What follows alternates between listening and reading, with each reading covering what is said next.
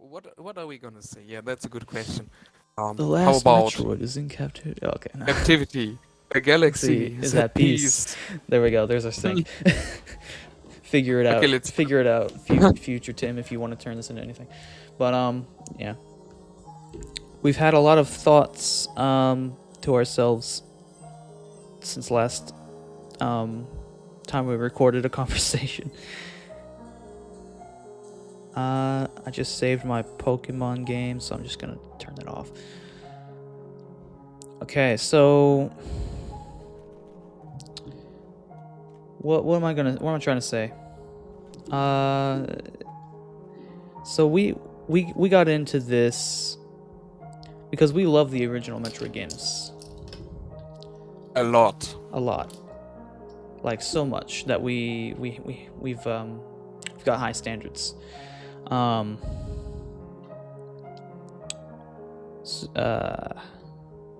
bleh. Super Metroid. See, this is what happens when it's like so impromptu. There's like pressure, and I'm just like, my mind farts. We had Super Metroid, which was probably the best it could have been on the SNES. It had a fantastic exploration and all of that kind of thing. The story was very minimalist, right? Yes, yes. Um, Although, maybe that's the first thing we could get into. yeah. A Metroid game doesn't necessarily require a minimalist story, Oh no. as we Yeah. know from the Prime games. Although Zero Mission released after Prime didn't do much to try and catch up to Prime narratively, and still nailed the tone and the atmosphere of a Metroid game. So minimal Metroid is still It works. possible. Yes. Yes. But here's the Yes. thing. You can't just like minimalism is a chosen style, a chosen direction.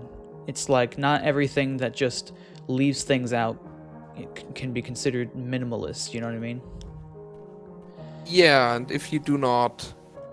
Minimalism is more than just reduction. You reduce anything that is unnecessary. You reduce the bloat and the fat and go for a very focused experience. That is basically minimalism. Yeah. And even the Prime games still have some of that minimalism, despite the fact that they are so huge and ambitious. They are still often quite simple games. You're saying even the Prime games? Yeah, even the Prime games. Yeah. Simple stuff like. In terms of plot, yeah.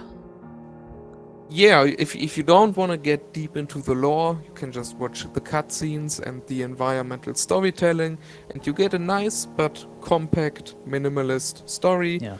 Gameplay the same. You The can gameplay say the never plot of each of these games in like one sentence. Basically, yeah, the synopsis has always been quite simple, Yeah. which is good. I mean, which is good. Prime 3 expanded a bit, but you can still be pretty concise with summarizing its plot. But yeah, so what happened was, Super Metroid, it pretty much defined the genre. Yeah. It provided an amazing world to explore. Was very minimalist on its story, but then come in to the Prime series, and we get such a major expansion on everything, right? Mhm. It introduced writing to the games. not that writing had never been part of it, or even that it was necessarily exclusive to Prime at the time, because Fusion did too. Yeah. But And Fusion yeah, was relatively successful too, not as much as the Prime games, but now that we had games such Other M and Dread, now we know how hard Metroid could have fallen onto its face with a narrative. right. Fusion didn't do that, Um, fortunately. and what we see with the Prime games specifically is the expansion of Metroid into a much larger feeling um, world building space, atmosphere space. What do I want to what's the word I'm trying to use here? I know the word you're trying to use. The word is dimension. People always say Metroid Prime is Super Metroid, but in 3D. Those people usually refer to just the spatial dimensions of the playing field. But I use that phrase too, and I mean every aspect of it. Metroid Prime added a whole dimension to Super Metroid regarding atmosphere, narration, ambition, design. Yeah. Really, the only parts it couldn't enhance were basically platforming, because now we're playing something that is more akin to a shooter, Yeah. and it wasn't quite as open when it comes to the strict item progression, What you which is probably yeah. Prime's biggest flaw. And apart from that, however, every other Super Metroid related aspect was greatly enhanced. Yes. And so what you get out of that is basically a massive improvement on not just Super Metroid, but Metroid as a series in Prime. Um, Yes. so so fast forward to past Metroid Prime trilogy, and we get Metroid Other M. We get those Game Boy games. I'm gonna give them a bit of a slide because they are Game Boy games, right? You have to develop for the hardware. I do Yes. think that the Game Boy, hi whoever that is, we're currently talking about Metroid.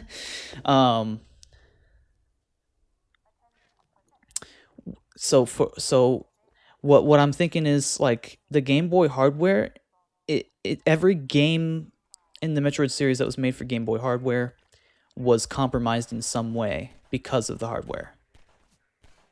True, which is to be expected. Right. So, um, if you like, we can play the blame game or whatever, but it doesn't matter. What we're gonna say is like you're not gonna get the full Metroid potential for the games out of Game Boy. You're gonna get something that can represent parts of it. I do believe. I think if you're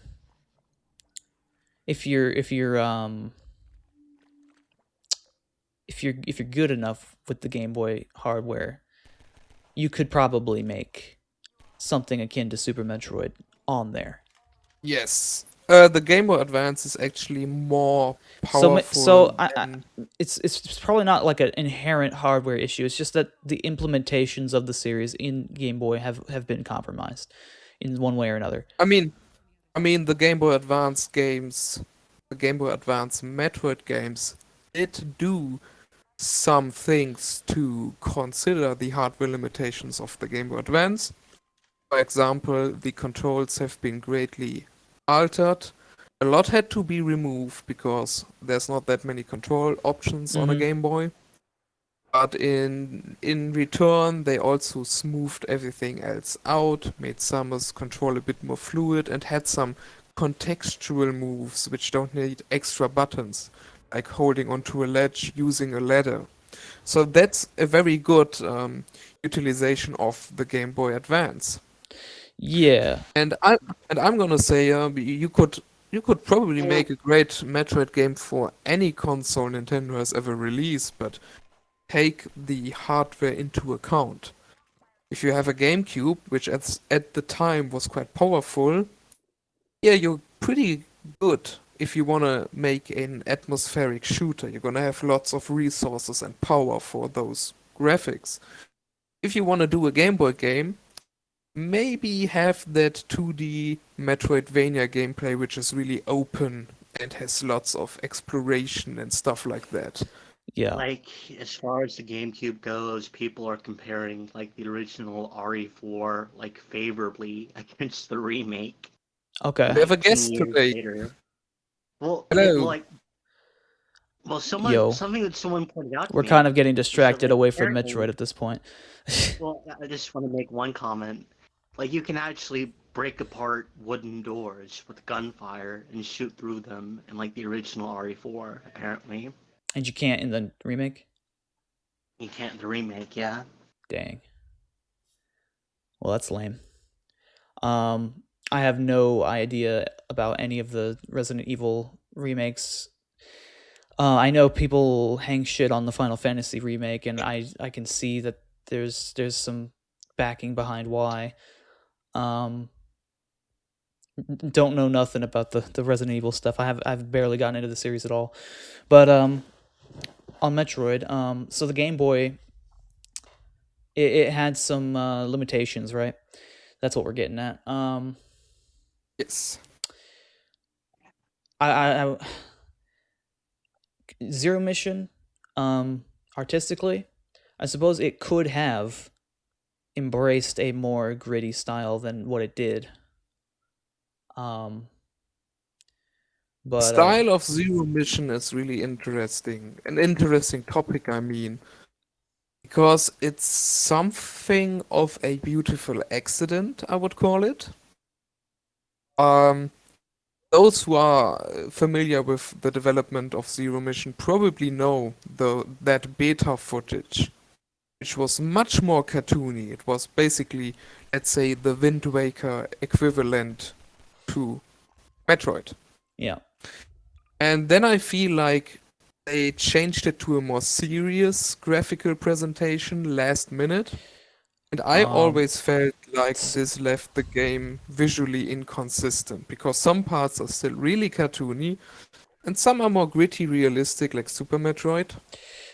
And yet it still looks pretty good in my opinion. Certain sprites.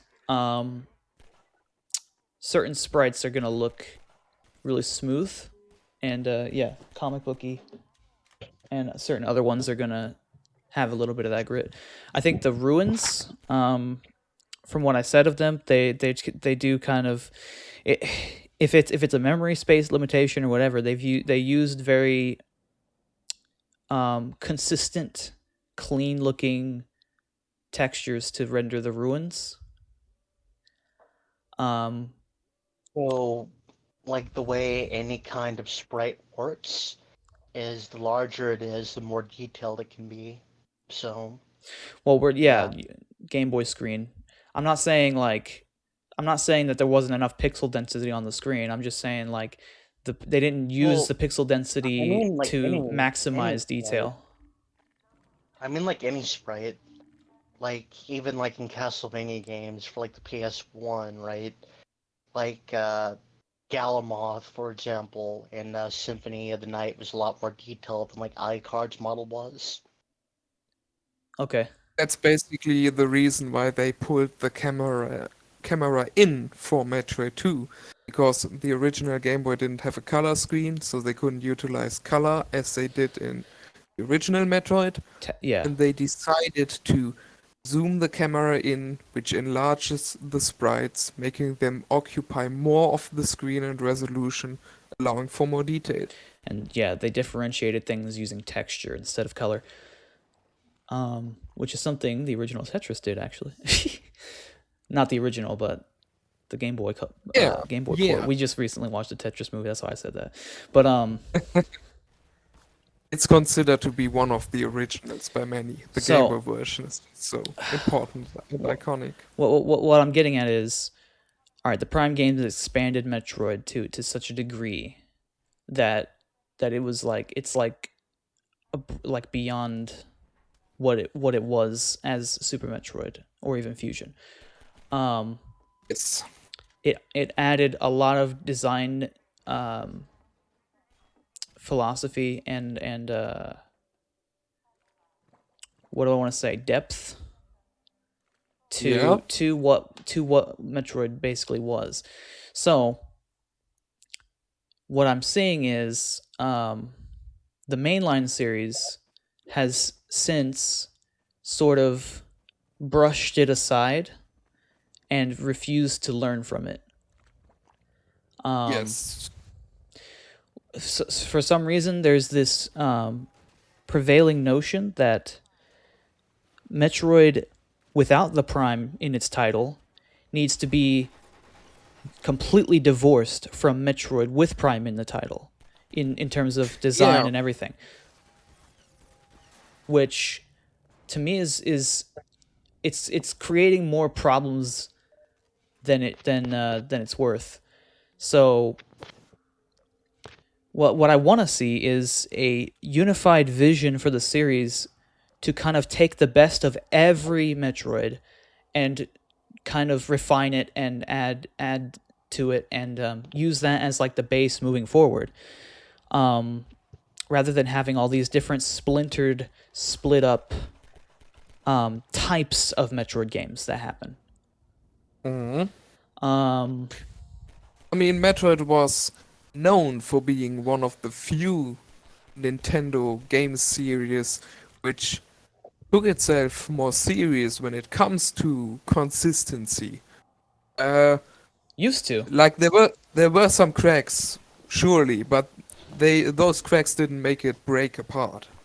Um, Up until Other M, it was pretty consistent. It Yeah. isn't too hard to imagine Zero Mission Samus being a young And Prime Samus and I Fusion think, Samus yeah, we're being getting an into character uh, character portrayals and plot, that right? is part of it. Yes. Um, so what I'm saying is like there should be no excuse to say that, well, this is like this Metroid game isn't a Prime game, so it shouldn't be, using the storytelling techniques of Prime, etc., There's no etc. reason for 2D Metroid not to learn from Prime, even if it decides to do it stylistically very different because it's a 2D game. There's no reason for a 2D Metroid game to not look at any of its previous installments and try to see what it can gain from them. Yeah, Even the bad ones, but with Prime it's so obvious because those games are financially and critically so successful. like what Prime did was it advanced the genre. It added, okay. So here's what I'm gonna say. My thoughts on the scan visor. It's not about the scan visor in and of itself. It's the effect that the scan visor provides for the experience. Yes. What I'm saying is we're gonna use the words cause and effect. The what versus the why. The scan visor is the what, but the why is to deliver all of this juicy information, world building, lore, character building, especially. Some of the biggest reasons why the Prime series is so memorable is its character delivered through all of these scans and everything. Hmm? Learning about the Chozo versus the pirates, the Luminoth's entire struggle against the Ing, the Brionians and the Elysians. I think that may be my favorite part. I have a real soft spot for echoes when it comes to the Right, narrative, the atmosphere, and all of that. right. And so then, you get Other M, which it has no shortage of attempts at defining character and plot through cutscene use, which I think is much less efficient than the scan visor in terms of keeping the player as the driving force for the game. Mhm. But it's definitely attempting to provide a lot of story, a lot of what do I want to say? A lot of meat to the experience. Samus Returns. What do? They use pictures at the end of the game mostly, or and the beginning.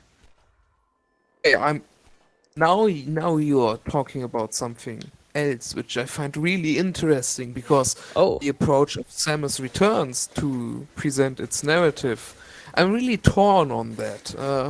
I have good and bad things to say about it. Y- First of yeah. all, it's kind of neat that it's just mostly pictures in the beginning. It's obviously a reference to how earlier 2D Metroid games did it, so that's nice.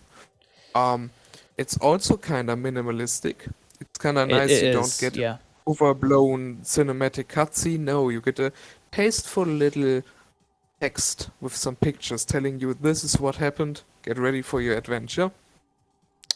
And especially the pictures which you need to puzzle together yourself, the so-called chosen memories. For Those are 100%. Yeah. yes, those I like a lot because those are basically bonus material, so it can be they don't need to be shown to you during the gameplay. It's fine that you look at them in an extra menu, Mm-hmm.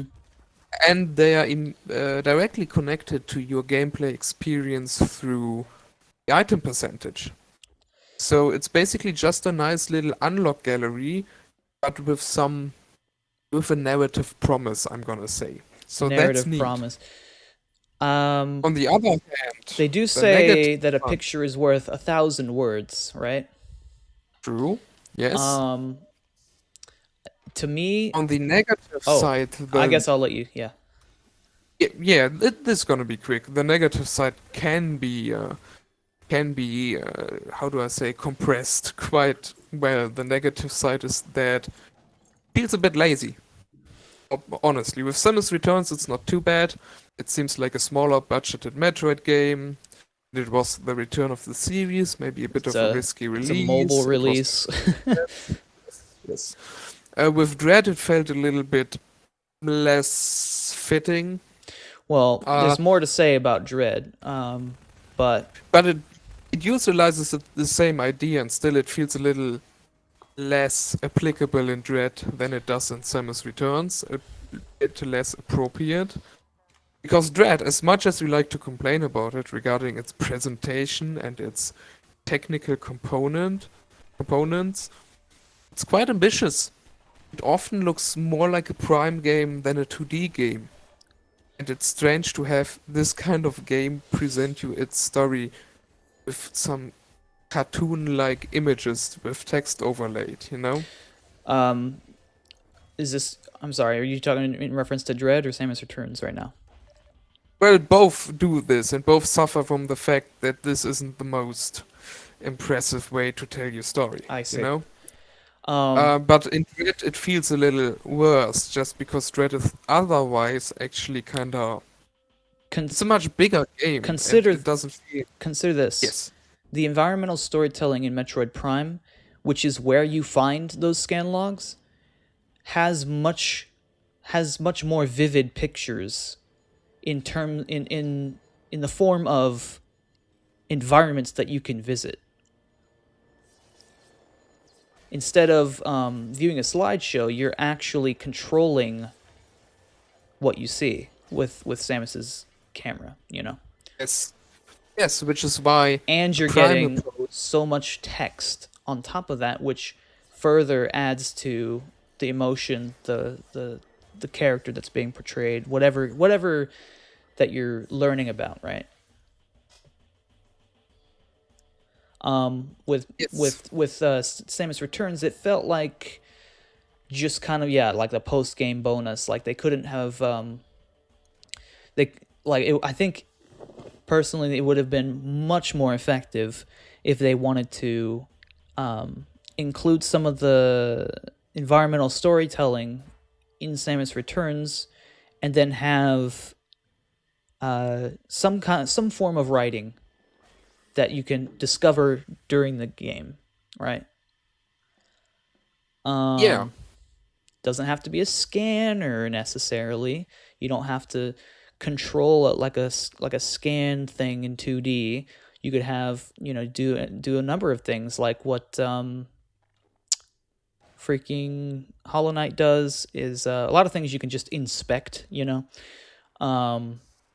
or dream nail them, or in Blasphemous and even Elden Ring, you can just read the descriptions when you pick up an item. There's many creative ways that you can inject some of this extra world building into your game. So I don't think want to I'm get too hung up on the fact that it has to be a scan visor, because it doesn't. no. I mean, I may have said this before already, but Metroid Prime, the entire trilogy as well as the original game, also has a lot of storytelling independent of its scan visor, just through the environmental design. Um, you get to see the crash site of the frigate Orpheon. So once you look at that, you know, oh, the frigate didn't burn in the atmosphere, it crashed into here. In front of that is one of those canisters. It's spilled open. If you get close, you Mm-hmm. receive damage, or at least a warning that you're gonna receive damage. So you know, pirates had loaded some blue stuff, which is dangerous, but they have an interest in there. Yes. You get to see the artifact temple levitating above the crater. Yeah. You get to see the crater from several areas. You get to see a lot of shows of architecture, some of which you may be able to discern its purpose for. The pool. Same The with pool, right? pool, for example. Yeah, you get to see a lot of these half-pipe ramps, and later it's revealed that at least some of them were pools or ponds constructed by the Shozo. Yeah. So you can still get a lot And of you know, narrative it's just from the levels. you can, but the actual amazing part to me is the fact that there's text there to flesh it out. Like environmental storytelling on its own, that's nice. That's all right. But when you add that extra little bit with the lore, with whatever, it's now gaining like an extra dimension. I agree, but I'm gonna say that some people use the same reasoning as a negative. They basically say, what's the point of having so much text when the medium we are using to convey the story is not a book, it's a video game, and we should try to convey the narrative through the actions of the player, through the gameplay. Which is why I'm gonna say, well, really, the text in the scan visor is just one part of it. Well, Your adventure, your gameplay plays into it, the level design plays into it, mhm. pacing plays into it, even the items, the enemies. It's a whole what you're cocktail reading of is not a book. It is someone's. It's a character's thoughts left behind. Like, you know how Fat Brett was talking about the actual style of writing in these scan logs. See, this is why it's not just important that there is lore there. It's important that it's well written and implemented into what the mood and the whatever they're trying to convey. So just saying just have it in there isn't gonna cut it if you're just doing a shitty job at it. So what I'm saying with that is the Prime writers wrote in an epistle style, I think is what it was called, where Hilarious. Is a term. epistolary style, where it was the character's innermost thoughts written down, and that's what you're reading. So you're not getting just a book that you're reading, you're getting someone's life story, or someone's journal, as it were. True, true.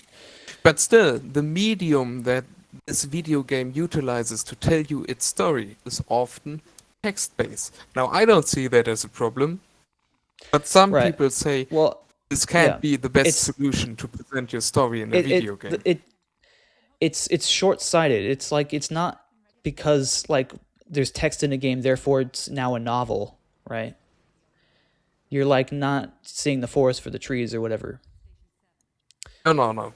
I don't think that's what they are saying, but compare it, for example, to Journey.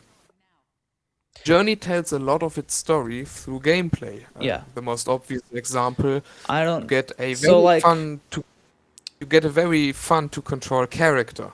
Yeah.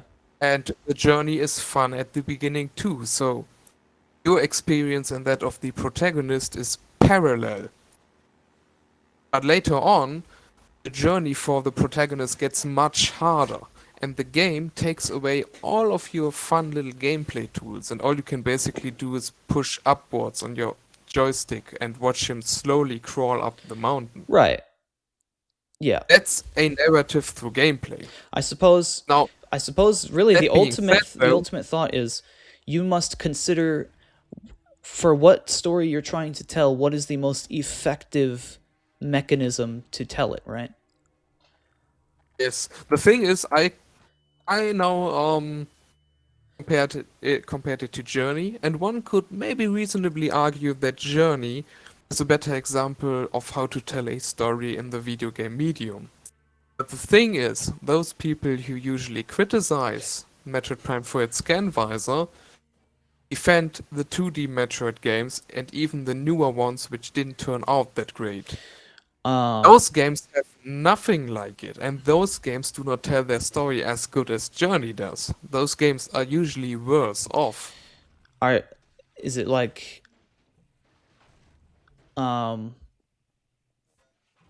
fusion people or dread people? Yeah, mostly those. I had a little conversation with someone recently who was complaining about the story of Metroid Prime, and it shined through that the complaints were mainly due to, let's call it, Metroid Prime's reliance on text to tell any story. He was basically implying that Metroid Prime didn't had any great ideas regarding how to tell a story. They just took a shortcut and had a lot of text just drop on the screen. And then he said something like he would prefer Dread style too. Which I responded by sending him screenshots of the opening, which was just one page of text after the other. Right. Well, anyway, like here's the thing about text. There are things that like there are stories which are portrayed through text, especially in Prime, which it would be very difficult or very labor intensive to try to tell everything that the text tells in some other form. Yeah. If there's so much backstory about the meteor impact, the Ing spreading, their eventual failure to defeat the Ing, all of that, you would not get so much detail. That's this is why people complain that the movie adaptation of whatever property is never as good as the book. The reason they say that is because the medium of text gives you so much more opportunity to describe things and flesh them out. Whereas with movies, it's like you're going to have to make note of what's on screen, or you'll miss stuff. Like some of these details that you would have read in a book, you would miss on screen. There's that, or it's just that there just straight up isn't as much detail. What is chosen to write about is also missed with movies. So like you have someone who's like spends like half a page describing someone's belt buckle, right? Like as much of a meme as that is,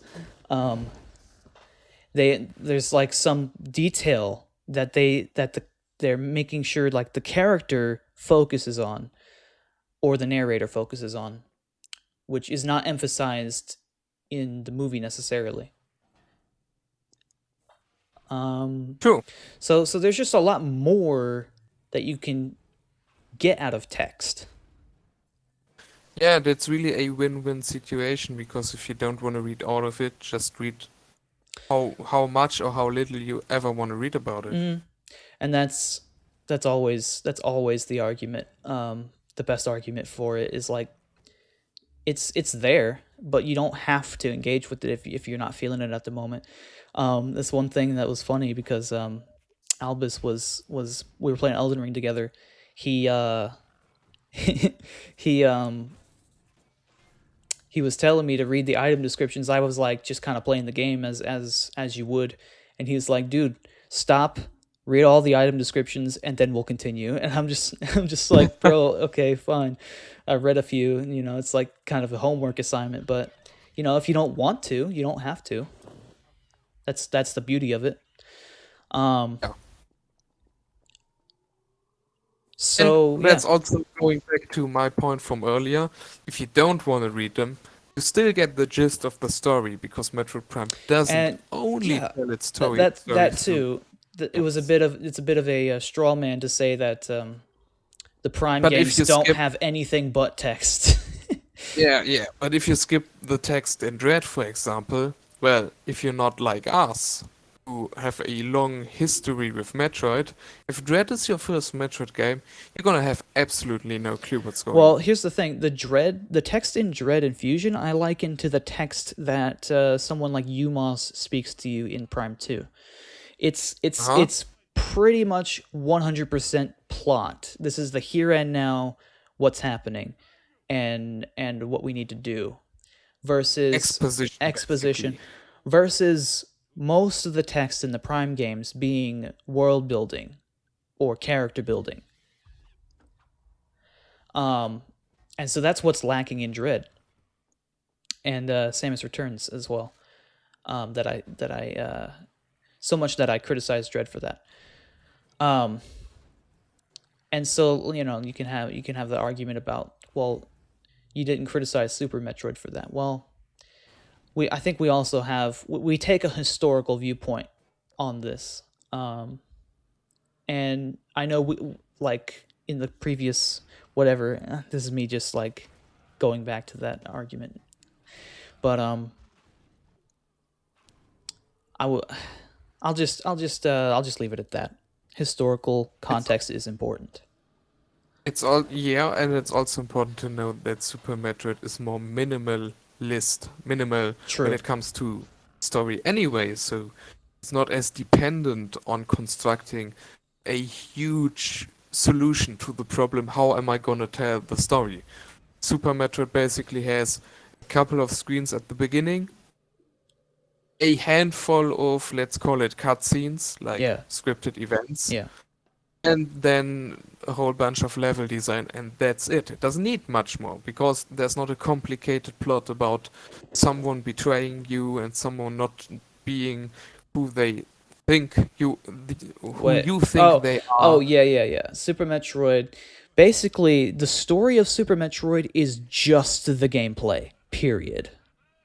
Basically, yes, yes. Um, Uh, and for can you that, imagine trying to tell the story of Dread through level design? um, right. And yeah, and the thing about Metroid Dread is, yeah, it's going for so much more than what Super Metroid was going for, and what we get with that is a set of undercooked characters, because I presume that Dread was trying to kind of capture that same minimalist feel, but also have their cake and eat it too, you know, Uh-huh. because Yes. they wanted that fusion style story, or that I don't even know what they're going for. Um, Goku story. Yeah, I know what you mean. um, Power fantasy stuff. yeah, power fantasy. Maybe not Goku. What would be another Ray Skywalker story? There you go. Um, so then what we see is that they introduce this entire subculture of Chozo, which we've never seen it before. It's brand new to us.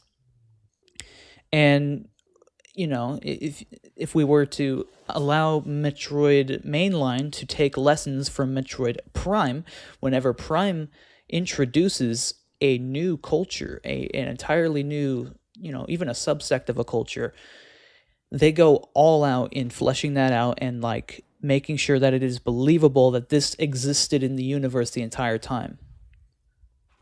You know? Yeah. There's like, yeah, there's a history to this place. You can see what they were doing through the years, just from the scan logs and everything like that. And you can see their failures, their successes, their character. With Dread, Obviously, we don't get any of that because it declines to implement any kind of lore system. But as well, it comes across with issues, considering that this sect of Chozo happened to be so personally connected to Samus. You would think we would have heard of them, considering all the Chozo that we see closely connected to Samus before this point. True. Yes. So that's an issue with it. But getting back to, I suppose, just like the issue at hand, I think the main issue is there's no development here. The characters of Quiet Robe and Ravenbeak, perfect examples. We don't know any character traits of Quiet Robe or even Ravenbeak, other than that he is evil, and that's about the end of it. The characters are all very flat. Nobody has a character development. Samus, Adam, Quiet Robe, and Ravenbeak all end their stories exactly where they have started them. And that's not necessarily a bad thing. Static characters can work. Yeah, but if you have something that resembles, well, it's almost like a character drama with only 4 characters, and there's a lot of conflict and a lot of twists and Twists. revelations. Yeah. There's Yeah, you're gonna have a like hard time making that work with static characters only. nothing has really any impact, does it? Other than, I guess, Ravenbeak's chokehold. That's like the only thing that has any impact, story wise. So, something happens and then everyone immediately gets over it. Quiet Robe dies. Samus has like a grumpy cat face and then immediately moves on. No sitting around, maybe contemplating. This was probably my last chance of learning more about blah blah blah. Which, if you're going to give Samus more character, like they're trying to do in this story, you could have added something like that. Yeah, if you just take the story of Dread for what it is and ignore our concerns with it for a moment, then really the most disappointing thing about it is how quickly it all resolves. Planet blows up and you need to get out of there, and boom, credit scheme. Don't get another talk with Adam. Like, even Adam doesn't say something like, "Thanks God, Samus, you're alive. I was so concerned. I was able to see Ravenbeak imitating me, but I had no way of interfering.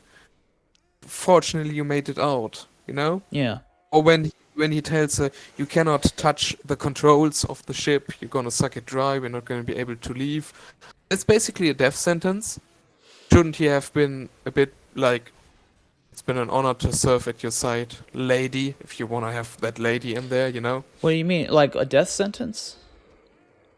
Oh, Well, I see what you're saying, because they have no way of not of piloting that ship in that moment. Yeah. See, if they would have done more to set it up, perhaps it wouldn't have come across so abrupt and lazy to have. Of course, ideally it should have been set up, but even without the setup, even with it being abrupt, just by taking a couple minutes, they could have had a much better ending. Just have Samus like, she's very nervous in this moment. She's like, let's go. I just killed the bad guy. We need to get out of here, right? Yeah. Let's show her just relax in her seat. And she's looking out of the visor, not the visor, the ship's front window. She's looking out at the planet, and maybe she takes her helmet off and just nudges to Adam, or nods maybe, like, "I appreciate you," and he's like, "It's been an honor serving with you. The galaxy will always be in your..." The galaxy is at peace. Yes, even that would have been better. We're kind of jumping all over the place with the in terms of the chronology of Dread's story. Yeah. My point being was that they couldn't even be bothered to resolve their own story decently. This really reminds me of Transformers 3. We are spending like 2.5 hours watching this action plot unfold, and then in the end they noticed, oh shit, the movie's about to end. What do we do? Hmm. Yeah. Uh, and then Megatron gets envious because that little girl told him he's a bitch, and then he just gets up and shoots the bad guy, and then Optimus Prime is like, Wait. I'm gonna shoot you Wait a both, and minute. then You're the movie's immediately over. you're also reminding me the Ant-Man Quantum Realm movie. Literally the ending is like I don't think you care for spoilers. Anyone who cares for spoilers, you can No, skip no, ahead. it's fine. But they have MODOK in the movie, and he's just a fat face looking dude, looking like that guy from Yeah, no, Doctor Who. I saw that on YouTube already. But he's like sitting there, having been defeated by a little girl, Okay. and so he's sitting there like, I'm so sorry. I just kind of I don't even remember what his thing was, but he was remorseful. He was like, please tell me what I need to do to be a better person. And she's just like, don't be a dick. And that was the end of it. So then they're fighting off against the final boss of the movie or whatever. And then, Yeah. Deus Ex Machina, MODOK comes around and says, I'm not a dick. And then, kills himself to kill the final boss, and then blah, blah, blah, sacrifice. And that's how they resolve that. So it really was just like, oh shit, we don't have anything for him to say or for her to say to him or anything like that. Fuck it. you know? So yeah. The whether it was rushed or whether someone just kind of didn't want to put in the time, I don't know what the issue was, but decisions in storytelling should be made with purpose, intention. It's a craft, Yes. Um. So we're talking about like characters. Name a personality trait of Quiet Robe. Oh, I can, but it's like the most basic, stereotypical flat shit. So yeah, he's quiet, He's like his name says. He's reserved. oh my god. I mean, he's not quiet because he's an exposition spouting machine, but obviously he's supposed to be, reasonable, quiet Good guy. Just guy. yeah, just like give me the great value Good guy brand good guy. Good guy who in his spare times develops parasites.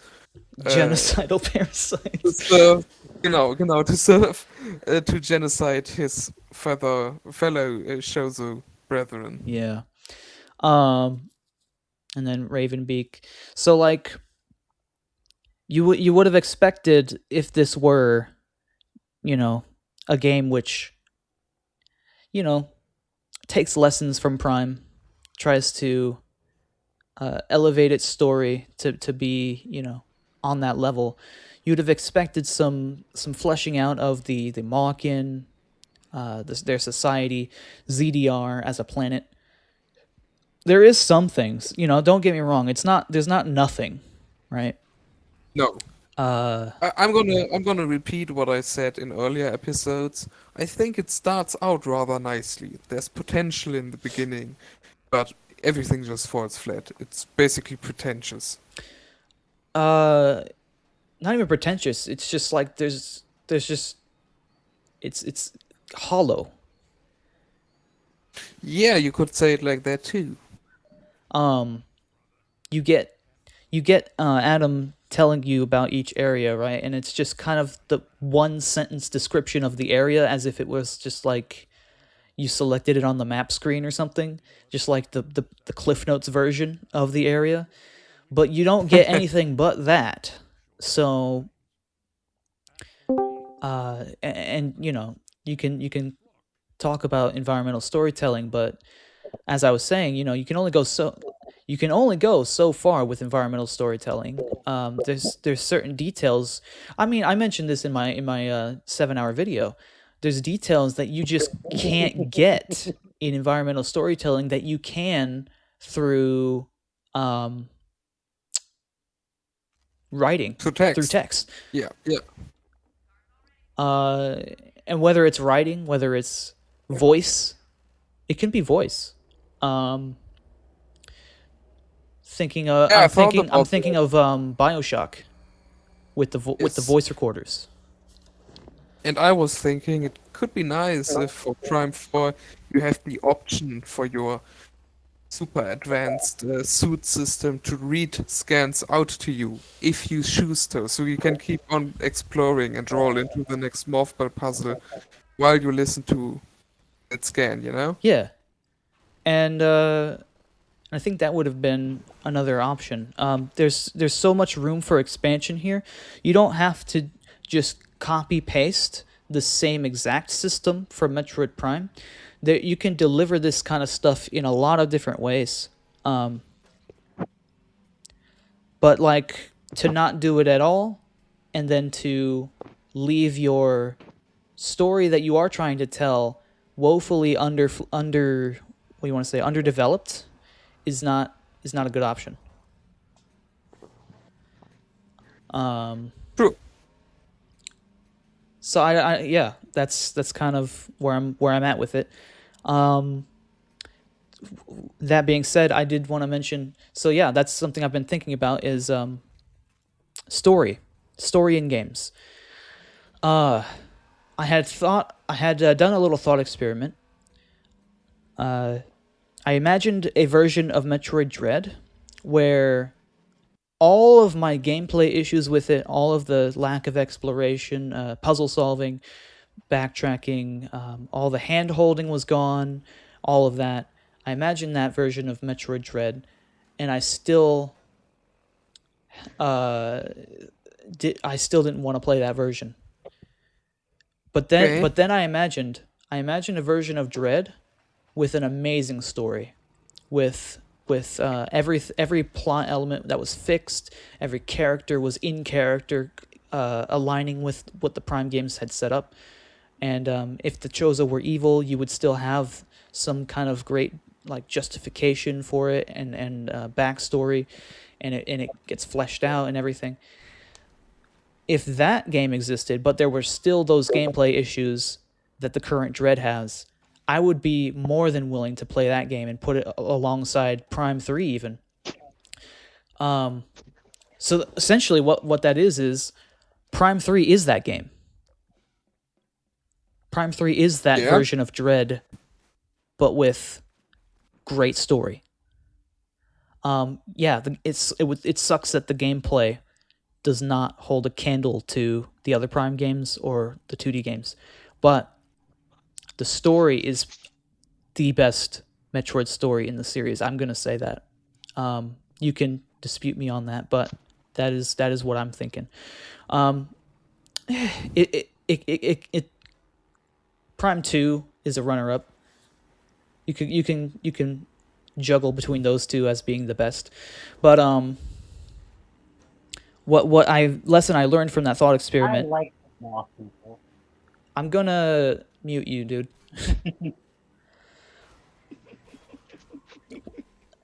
I have no clue what he just said, but I'm assuming it was racist. We're recording this for I YouTube. said I like the moth people. Oh, the moth people. Okay. Okay. So anyway, that little thought experiment taught me something. It taught me that when a game has story issues, it is far less forgivable than if a game has gameplay issues. And until those story issues are resolved, gameplay is almost a non-factor in terms of discussing the problems with it. I have seen this before. When people talk about let's imagine The Last of Us 2, right? Oh, everyone knows where I'm going with this now. Yeah. Was the game? I have not seen much about the gameplay of Last of Us 2. Was it on par or worse or better than the first game? I'd say better. Better. Okay. And yet people crucify The Last of Us 2 because the story fucked up so bad. Yes. They took each character out of their character.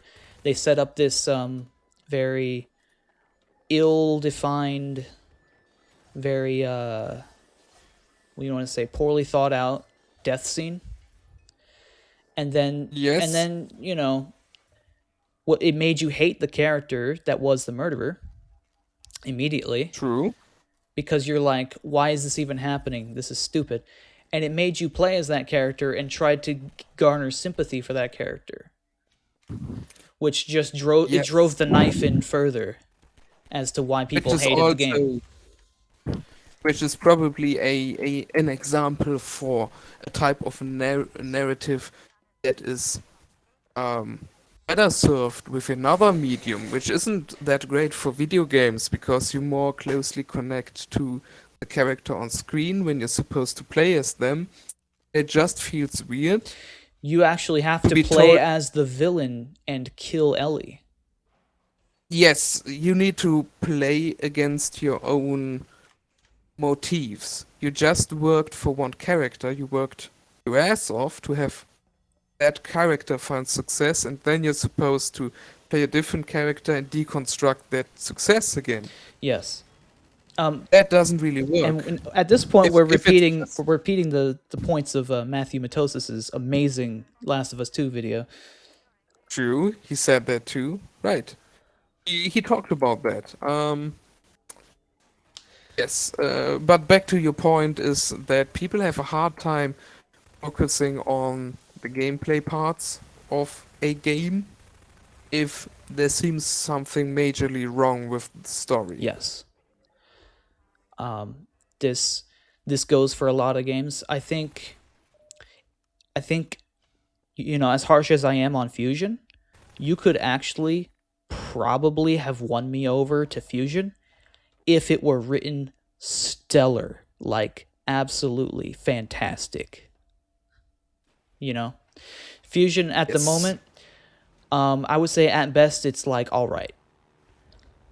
Now, I mean, there's people who disagree with me. That's you're allowed to, but that's where I stand on it.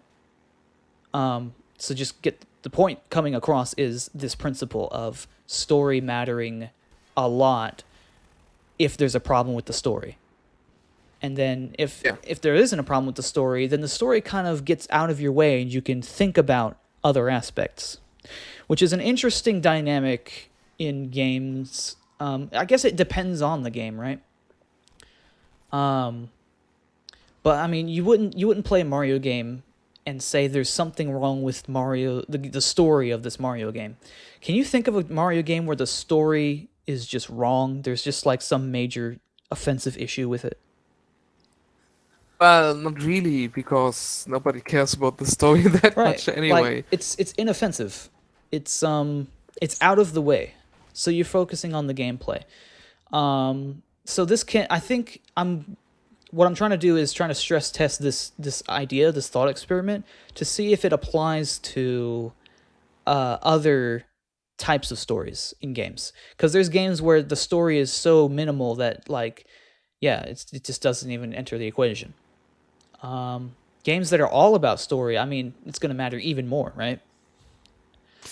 Yeah, that's the big issue with Other M, because Other M has been said by the creator himself that its main purpose is to tell that story. Yeah.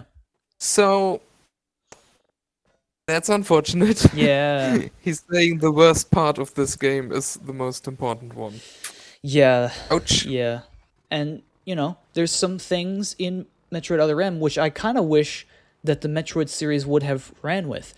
One thing being a third-person perspective. I'm gonna disagree with you there. I don't see the advantages of a third-person perspective. It, I think it would be worse at doing platforming and all of that stuff and action than the 2D games are, and it would be worse at shooting, at ballistic gameplay, at immersion and atmosphere than a first person. think of it this way. The 3D Mario games and the 2D Mario games had completely different styles. But then came Mario 3D Land and World, which was something of a blend of those.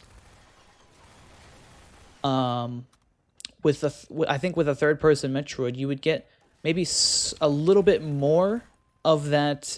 You get more opportunity to flesh out the move set than if it were first-person. You would have fewer limitations, like you could do a lot quicker movements and things like that. Not sure if I agree with that because I've played Doom and Doom Eternal and other fast-paced first-person It's an entirely games. different way of playing a game. Yeah, no, I'm just saying I don't see the advantages over the two established forms of Metroid we already have.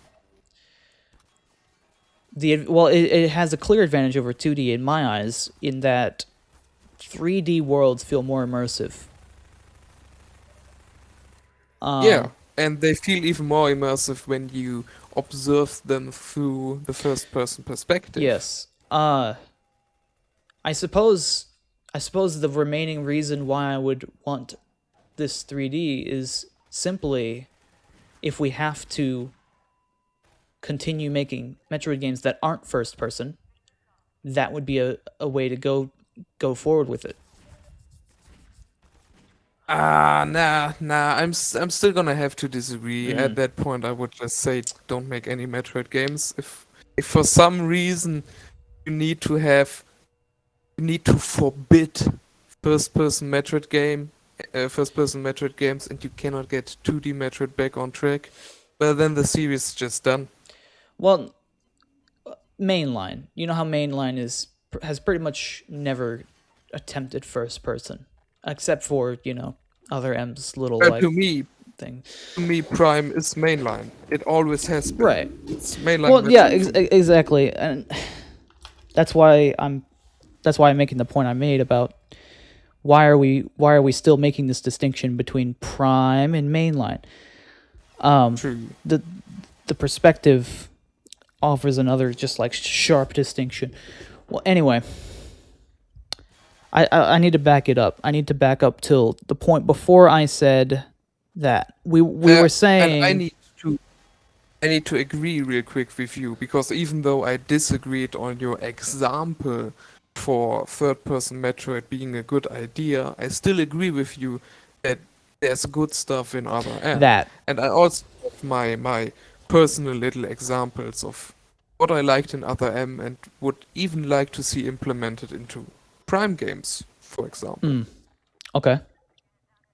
And I'm not gonna go. yeah, we don't have to. because But anyways, yeah, so the the ultimate point that's being made here is anything marginally good that Other M introduces through its gameplay is completely overshadowed by the dog shit story. Oh yeah. And Yeah. sadly, I think the same thing is happening with Dread, for me at least.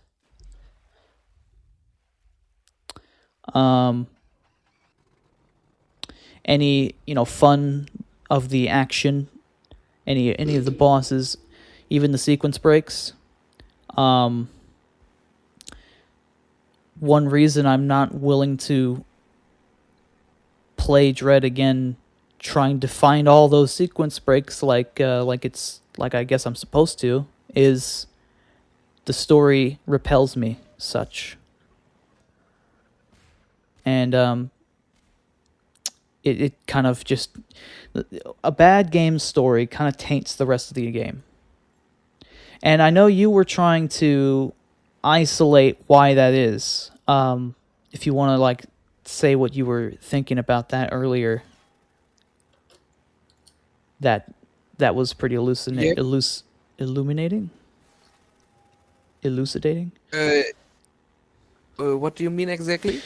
What were we talking about earlier? How in fiction, when you're viewing a Yes. character and you're getting Ah, attached to yes. them, you almost start thinking of them as a person. Yes, Just, exactly. with your suspension of disbelief, of course, but when they're portrayed poorly or something doesn't make sense, it starts to feel Ah, oh, like an offensive caricature rather exactly. than a like the actual, like the actual person is not in the room right now. What we're seeing is a puppet. We're seeing like Exact. someone putting on clown makeup that looks like that character. I basically said that if you watch a fictional character on screen that you are familiar with, and the presentation feels off to you, the feelings that arise seem to parallel, at least partially, those feelings you have when a good friend of yours leaves the room and immediately everyone else starts, chit-chatting about them and telling lies, Mm-hmm.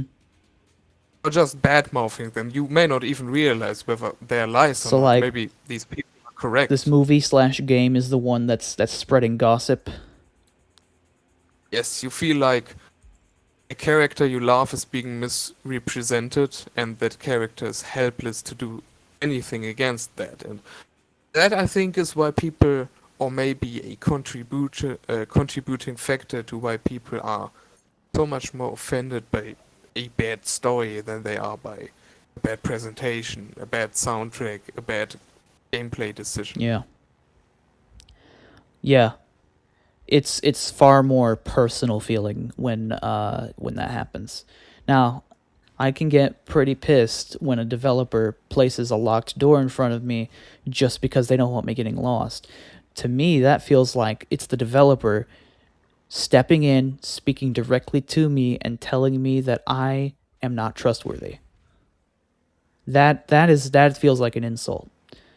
But yeah, on a whole nother level is the story where, yeah, it feels like someone is just defaming a character, making a mockery of them when they're poorly represented. So yeah, that is something. I don't know if we had any more shower thoughts since the last episode. I'm trying to think of any more that I might have had. If I scroll up, maybe in our DMs, but oh, our DMs are mostly concerned with talking about the Pinocchio movie. Yes, which we quite enjoyed. And I even talked to my boss about it today, and he told me he has already seen it twice and quite enjoyed it himself too. Yeah, that was a gem. I guess we could talk about some other Dread plot points if you wanted to, or if you don't, we could just cut it off. Now we're not going to talk about Dread now, because if I get into that topic, I'm going to be talking for hours. And Alrighty. as you know, even though I'm working slow as fuck, I am working on a video on that topic. You are right. Eventually, everybody's think- going to know what I think we want to end on just the fact that the reason we're holding all these standards, Dread and Samus Returns and Other M, to all these standards is because we have seen better. I've heard it being talked about in a negative light that you can't dislike a game for something that it isn't. You have to only approach it as something that it is. Well, besides the fact that what it is not very good, in my opinion, in terms of the story, what it isn't can be equally important because it's a part of a series, right? Where there's a standard of Yes. quality that we've got to meet. And what am I saying? There's a certain, like, Well, we've seen better done with the series. yeah, We've seen more attention, more care being put into the writing. If Dread's story perhaps was minimalist, yet executed with much more care, and making sure every piece fits, making sure the characters come across how they do in the Prime games. At least Samus, I mean. Then we would have a completely different situation on our hands. It would lose a lot of its offensive nature. Yeah, I'm gonna put it like this. I didn't get into Metroid for any superficial reasons like, oh, the name is so cool, or it's the only sci-fi series available from Nintendo. I got into it because it gave me what I wanted, and it did so brilliantly. It blew Now me away. Exactly. it's giving me less and less of what I want, and it's not doing it as well as it used to be, so it's just a worse product. The fact that it's still technically Metroid is secondary. Yes. Hollow Knight isn't Metroid, but I play it like I would play a Metroid game because it's really good at giving me what I want to be given from you a reminded me of Metroid a. game. Sorry to go back to an earlier point, but you reminded me of something that I thought of. Lore systems in Metroidvania have become genre standard by this point. True.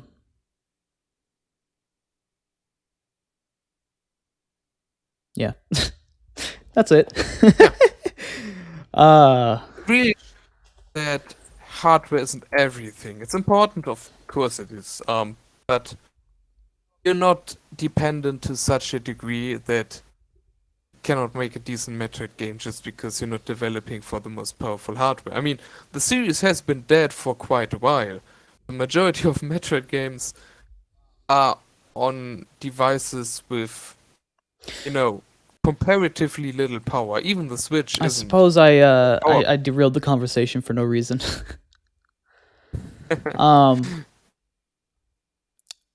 You were saying Hollow Knight, you play it like a Metroid game because it basically gives you the same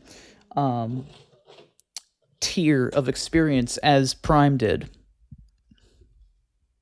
I'm gonna do another food analogy, so it's gonna be really stupid now. Food analogy, let's go. Yes. If I go to McDonald's, I'm probably going there because I crave a burger. Mm-hmm. So, if I like their burgers enough that I go there every month for years, you could consider me a fan of McDonald's. And I would openly admit I like McDonald's. But if they suddenly change their menu and now all I get there is salad, then if I don't like salad, I'm not gonna go there anymore, despite the fact that it's technically still the same McDonald's I went to for years. But if on the other side of the street a Burger King opens, yeah, then I don't care, it's called Burger King instead of McDonald's. So, They yeah. give me the burger I crave. Burger. The burger. Hamburger. Yeah. Yeah, I get you. What's happening is the underlying structure, the attention to detail is there in Hollow Knight. It goes by a different name, it has a different story, but in essence, it's the same. From that perspective, Yeah. And I want that back in my Metroid. That's why I'm complaining.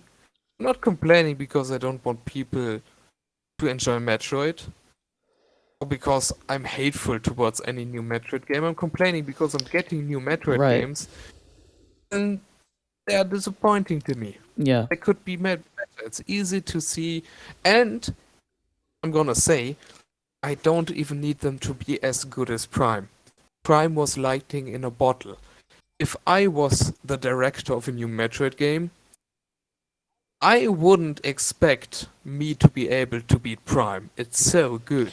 You just But I do. need the attempt. Yeah, you need. I need the attempt. You need to have your efforts put in the right place. Whether or not your efforts are equal to what Prime efforts accomplished, they need to be in the right place. Yes.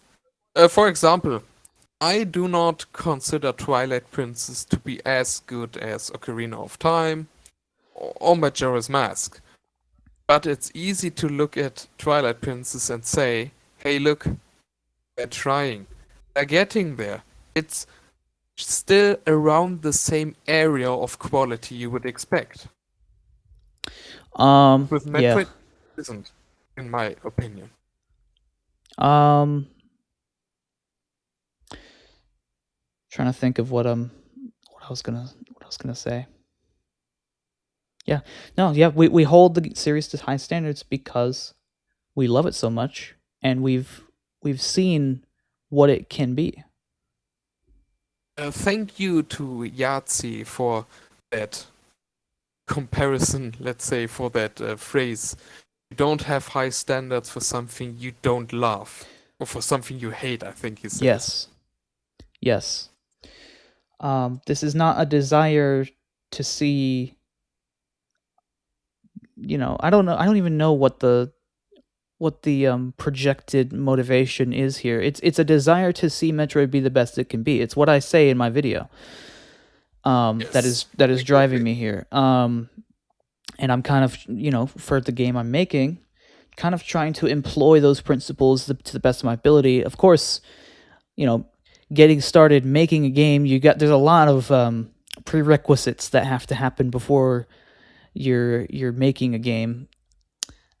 Programming, making sure the menu works, that kind of stuff. Yeah.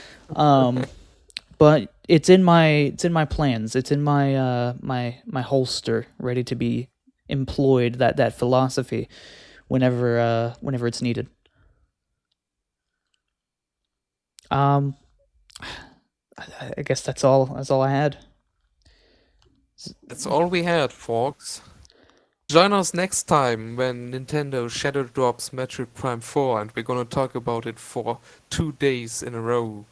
So join us next time when we feel like talking about anything nicely, most likely related to Metroid. Yeah. Yep. If any discussion in this video intrigued you, feel free to add to it, anything like that, discuss. And yeah, I suppose we're done now. Bye. Goodbye.